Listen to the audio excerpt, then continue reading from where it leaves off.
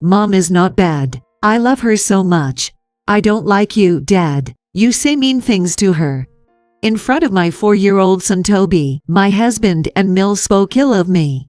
I regretted hesitating to divorce, seeing Toby deeply hurt by their words. This is not the time to be worrying about whether or not it's okay to make Toby separated from his father. A father who makes his son cry isn't needed. Holding Toby close, I decided to execute the plan. I'm Millie. I earn an income through game streaming. My husband, Erwin, is a corporate employee. We were getting along well before our marriage, but things haven't been going well since our son, Toby, was born. It was when Toby was just a year old. Erwin became even more engrossed in his work after the birth of Toby. He was always talented at his job, so he quickly climbed the corporate ladder. As a wife, it was heartening to see him getting recognized at work. But Erwin didn't have the knack for balancing both work and home life. It was before marriage. I was working as a temporary worker. I had a dream and chose to chase it by working as a temporary worker instead of taking a full-time position. That's when I met Erwin. Seeing him work diligently, he looked so impressive. I was over the moon when Erwin first asked me out for dinner. After dating for 2 years, Erwin and I got married, and soon after, Toby was born. Erwin once mentioned, "There's no future in being a temporary worker. Maybe you can work part-time when Toby gets older." I agreed. So, I quit my job as a temporary worker. Looking back, it might have been a wrong choice. Had I continued with a more conventional job, maybe Erwin and I would still be together. Erwin turned cold the moment I became a full-time housewife. He was always swamped with work, hardly coming home, and expected me, who wasn't working, to do all of the household chores. When Toby was still a baby, I managed to do the household chores. But as he turned 1 and started walking, I couldn't take my eyes off him. Whenever Toby would sleep, I'd rush through the household chores. By the time I was done, I was exhausted. Toby was a light sleeper, and I'd often fall asleep with him while trying to put him to bed. Then, Erwin, returning late, would shake me awake. "Hey, why aren't the household chores done? At least have dinner ready for me when I get back." Half asleep, he'd pull me out of the bedroom to prepare dinner. The meal was ready, it just needed reheating. But Erwin wouldn't have it. According to him, a good wife should stay awake until her husband returns and have dinner ready. And while the husband eats, she should choose her husband's clothes to wear for tomorrow. When Toby started crying at night, Erwin would give me impossible demands, saying, "You're his mother, discipline him so he doesn't cry at night." If it were that simple, no mother would have a hard time. Erwin had hardly ever interacted with Toby. He didn't even know basic child-rearing knowledge. For Erwin, raising Toby meant climbing the corporate ladder to ensure Toby never faces financial problems. I tried discussing with Erwin countless times, hoping he'd spend more time with Toby. But all he did was vent his frustrations at me. "You keep complaining even though you can't even manage the household chores. Aren't you ashamed?" he'd mock. I eventually gave up expecting any help from Erwin with raising Toby.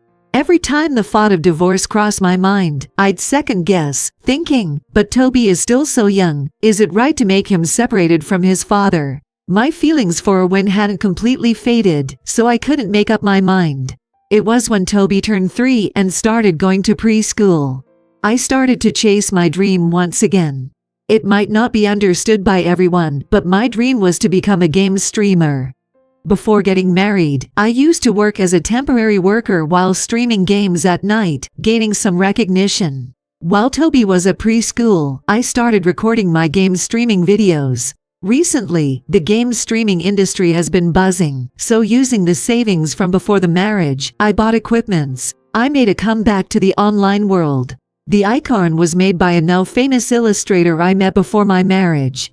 When I started streaming games, my fanbase began to grow rapidly. There were also people who remembered me from before, and my YouTube channel grew exponentially. Erwin doesn't play games. Ever since we were dating, he would give me a displeased look when he saw me playing games. I hadn't explicitly said I wanted to make a living from game streaming, but I did tell him that I was making game streaming videos before we got married. Erwin used to say, "Well, if it's just a hobby, do what you want," but eventually it went beyond just a hobby. That's because my YouTube channel started to make money. Subscribers kept increasing, and I soon made a decent amount of money. Beyond it being just a hobby, and with Toby starting kindergarten, Erwin began making snarky comments like, "Why don't you start a part-time job? You can't even do household chores properly." To make him not say those comments anymore, I decided to tell Erwin about my success in game streaming. After Toby went to bed, as usual, Erwin came home late, and while he was eating, I explained about my activities on YouTube and the income I was gaining. Throughout, Erwin had a very skeptical expression. "So, you're saying your job is just playing games? Do you think I can accept that? People get paid because they contribute to society. You're not contributing to society by playing games. I think I'm contributing to society by providing entertainment. What do you mean by that? It's not like you're a celebrity." Erwin snorted in amusement and finished eating. "Instead of spewing nonsense, go find a part-time job. I bet you're just playing games all day at home." I expected him not to fully understand me, but this was beyond what I expected. What's more, my in-laws came to visit us. They used to come to our house a few times a year.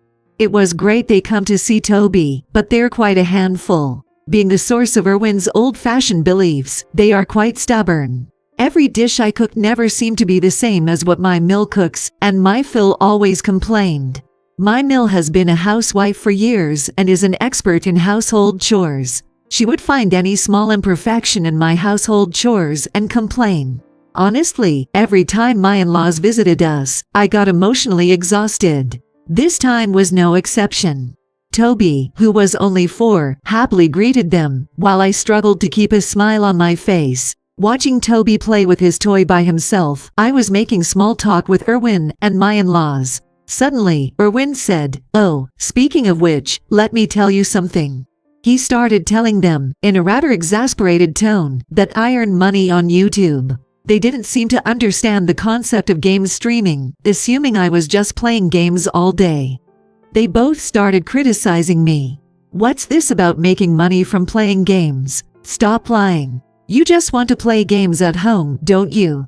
Erwin works so hard every day, and you're just playing games at home. What's wrong with you?" "No, I'm not just playing. I do earn an income from playing games." No matter how much I explained, Erwin and my in-laws just didn't get it. No matter what I said, they criticized me for just playing games and told me they felt sorry for Toby.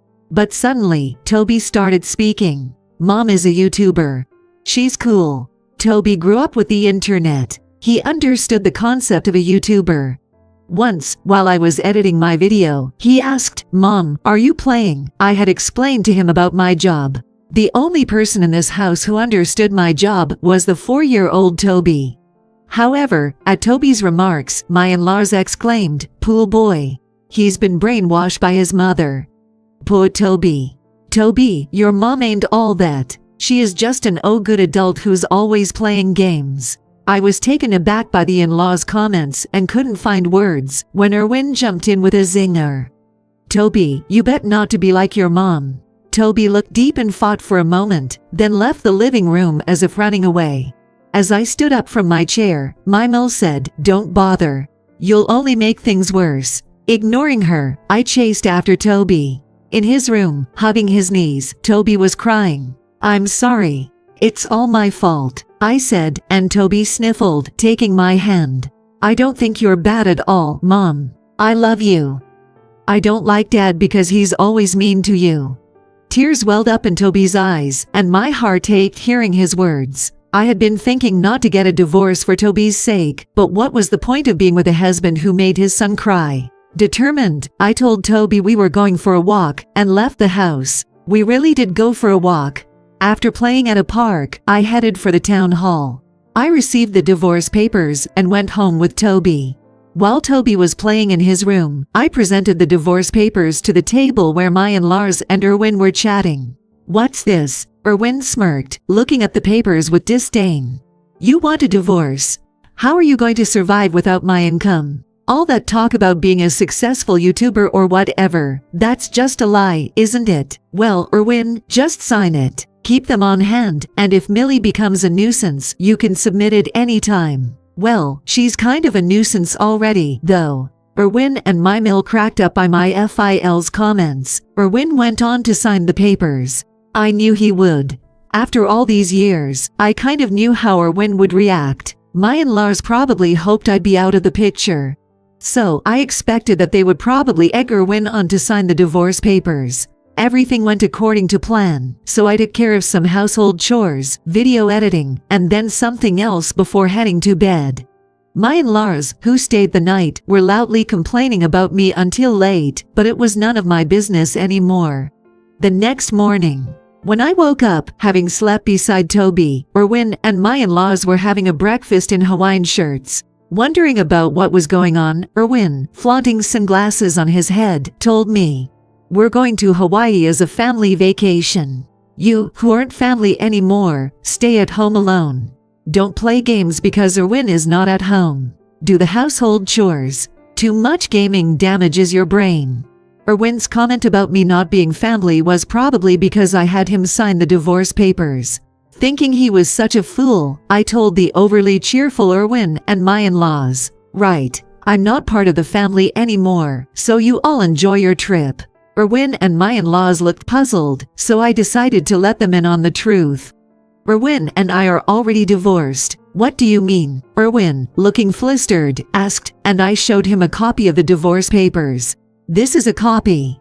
I submitted the real one last night." "What? So that's why you were bustling about last night." "I went to submit the divorce papers. Didn't expect you folks to be planning such a vacation, though. But Toby and I are leaving this house anyway, so it's a good timing." My in-laws looked surprised. Erwin seemed to be struggling to grasp the situation. The three of them looked so alike in their shock that I couldn't help but laugh. "We'll discuss property division through a lawyer." "All right. Hiring a lawyer isn't free. Don't be so naive." "The naive one is you. Being a YouTuber is a legit profession. I'll tell you what, I earn more than you now." Erwin, clearly not believing me, said, "What the hell are you talking about?" Then, he placed his hands on Toby's shoulders. "Toby, let's go on a trip with us. You don't need your mom anymore." Considering Erwin never really took care of Toby, his desire for custody was probably all for show. If word got out that he'd been divorced and lost custody, it'd damage the squeaky clean image he tries to maintain at his workplace. But Toby, with innocent eyes, looked at Erwin and said, "No. I don't like Dad, Grandpa and Grandma. They're mean to Mom." Toby had always been by my side, witnessing the things I'd been told by Erwin and my in-laws. They might have thought he was too young to understand, but Toby understood well.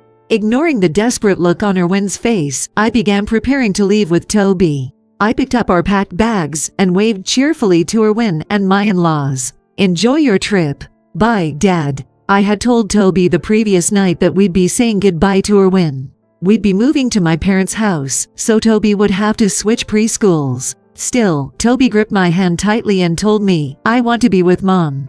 Throughout our journey back to my parents' house, Erwin kept trying to reach out to me, but I ignored him. When we arrived at my parents' house, my parents, already informed about the situation, warmly greeted us. I'd shipped my streaming equipments the previous night, so I planned to continue my broadcasts from my parents' house. With Toby settled into his new preschool and me adjusted to streaming from my parents' house, I received a message from Erwin. After a period of no contact, he asked me to help him.